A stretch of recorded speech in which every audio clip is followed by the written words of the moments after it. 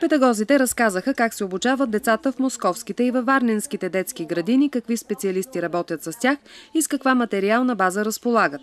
Оказа се, че образователните системи са сходни. Използват се различни методи, но всичките са основани на играта. Различно при тях е, че при нас децата с специални потребности са интегрирани в масовите детски градини, докато там са в специални детски градини. Ние пък споделяме как ги интегрираме.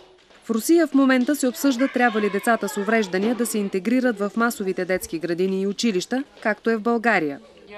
Обсъждали сме въпроса с директори на такива училища, с педагози. Те казват, че има специално разработени методики и средства за деца с увреждания. С тях работи цял екип от специалисти. В масовото училище не могат да им отделят такова внимание и обучението няма добър ефект.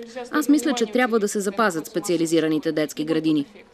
Интерес предизвика и дебатът за прекалено ранната подготовка на децата за училище. Според руските педагози, децата до 7-годишна възраст задължително трябва да останат в детските градини, а обучението им да става единствено под формата на игра.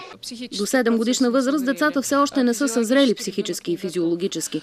Те все още не могат да контролират поведението си, да се задържат на едно място. Необходима е определена възраст, за да могат децата трайно да запомнят учебния материал. Педагозите в московските детски градини избират по коя от 20-те образователни програми да работят с децата. Важното е накрая бъдещите ученици да отговарят на държавния стандарт за предучилищна подготовка. Те са много амбициозни, много гъвкави, иновативни. Това, което е така добре да се знае и има какво да научим от тях, но има и те какво да научат. Нашите психолози са много добри в детските градини, подхода ни с родителите, различните форми, интерактивните методи, които ползваме.